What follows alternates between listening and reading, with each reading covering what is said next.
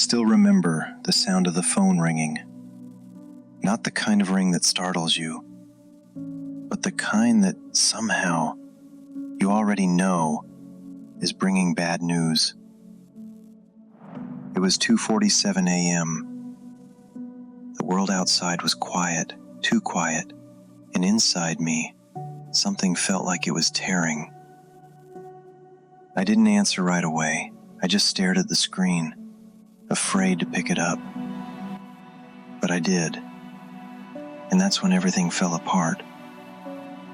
Her voice on the other end, shaking, barely a whisper, just said one word. Gone. My heart didn't break in that moment. No. It shattered. Everything we built, everything we dreamed of, all the late night talks, the promises, the plans, vanished.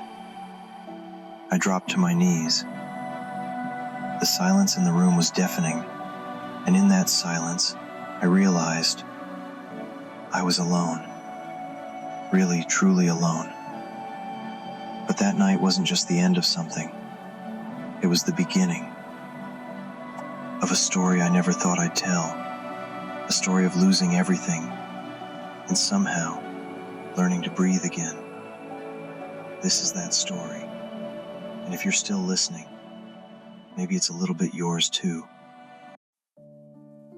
You ever look back on a moment and think, man, if I had known what was coming? I do, a lot more than I'd like to admit. Before everything went sideways, life wasn't perfect, but it was good. You know that feeling when things finally feel like they're clicking? When the world doesn't feel like it's working against you for once? That's where I was. I had someone I loved, someone who saw all the broken pieces of me and stayed anyway. I had plans, dreams, little things I was looking forward to, like weekend coffee runs, road trips with the windows down, laughing until our stomachs hurt over nothing at all. God, those were the days I didn't even know I'd miss. Isn't it funny how you never realize when you're in the good old days until they're gone? I wasn't rich. I didn't have it all figured out. But I had peace. I had her.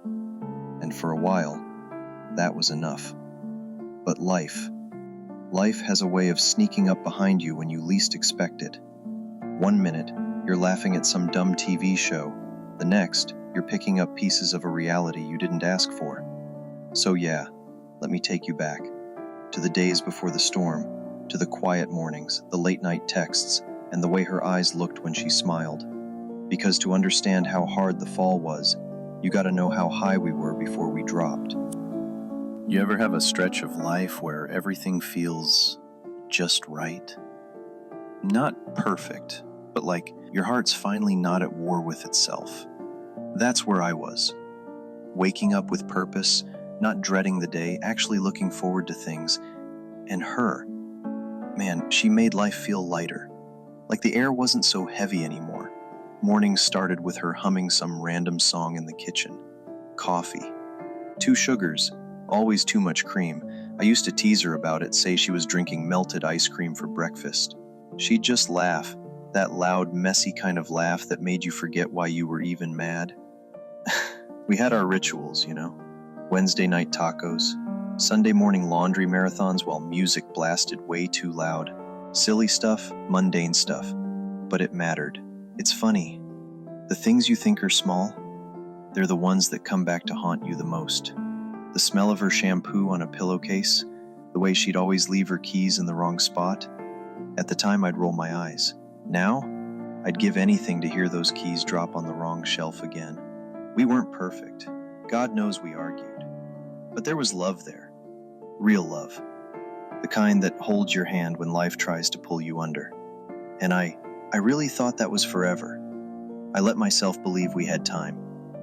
Time to fix the small things. Time to chase the big dreams. Time to say the words I didn't say enough. But time doesn't ask for permission. It just runs out. And I didn't see the signs. I didn't want to. But things were already changing. I just didn't know it yet. Isn't it strange how everything can change in one single moment?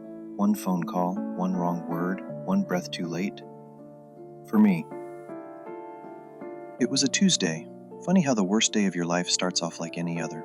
I woke up late, coffee was cold, she was quieter than usual. I didn't think much of it. I figured she was just tired, or maybe annoyed that I left the dishes again. God, if I had known. That night, we fought. Nothing earth-shattering, just stupid stuff, tone, timing, words we didn't mean. I said something I shouldn't have, she said nothing at all, and then she walked out. No door slam, no dramatic goodbye, just grabbed her bag and left. You ever have that gut feeling? That drop in your stomach that tells you something's off? I had it right then, but I didn't move. I just sat there, watching the door, thinking she'd come back. She didn't. Instead, the next thing I heard was the phone. A number I didn't recognize. A voice I didn't want to hear. There's been an accident.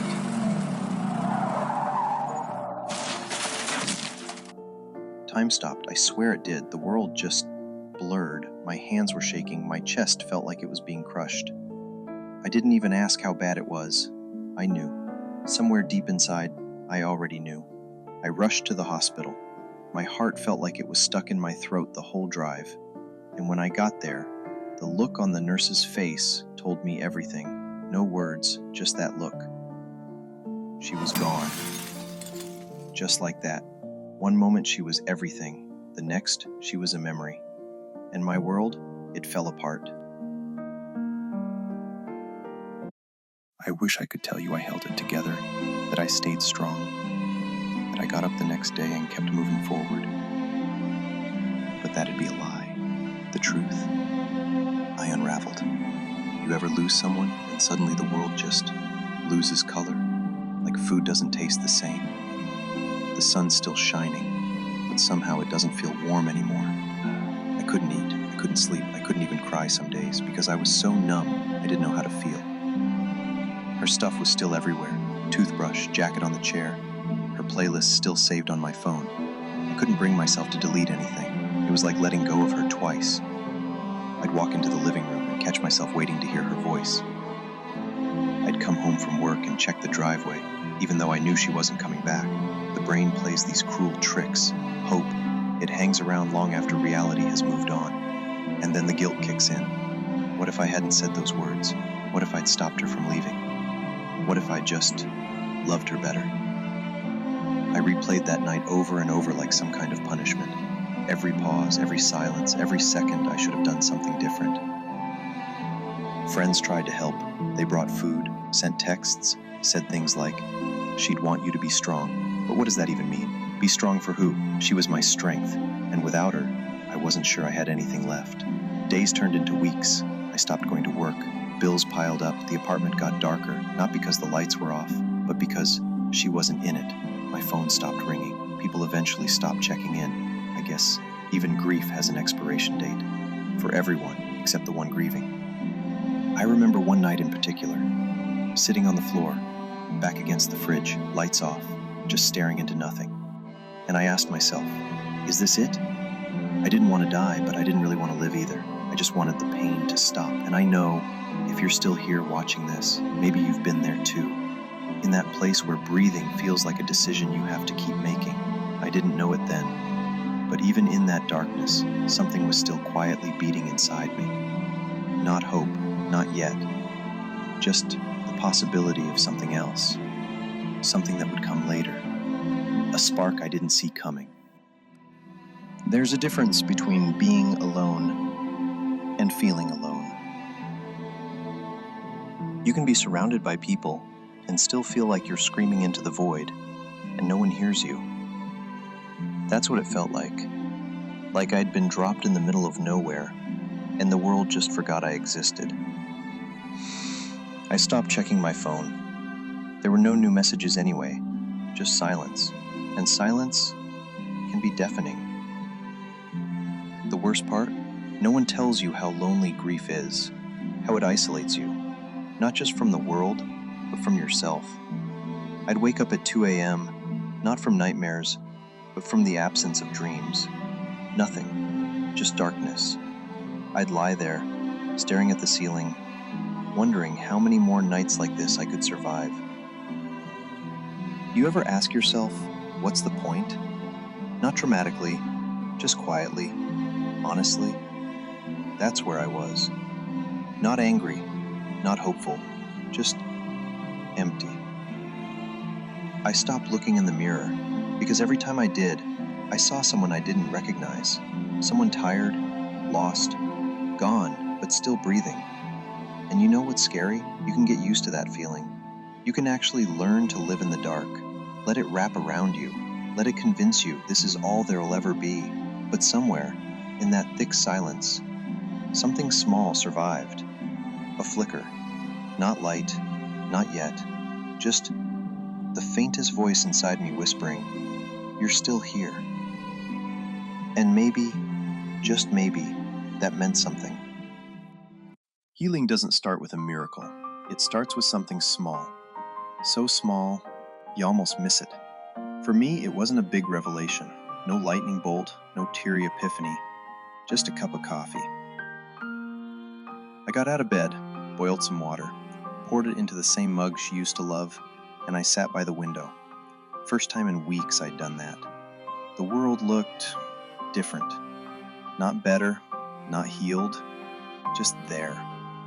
The trees still moved in the wind, people still walked their dogs, someone was laughing down the block. And I realized something. Life didn't stop, even when mine felt like it had. That pissed me off at first, but then it gave me permission to keep breathing, to just exist again. The next spark came from a friend. I hadn't replied to his texts in weeks, but he showed up anyway, with greasy takeout and 2 beers. Smile in the voice. We didn't talk much. We just sat, ate in silence, watched some dumb movie neither of us cared about. And you know what? That silence didn't hurt. It healed. Sometimes you don't need advice. You don't need answers. You just need someone who's willing to sit with your sadness and not run from it.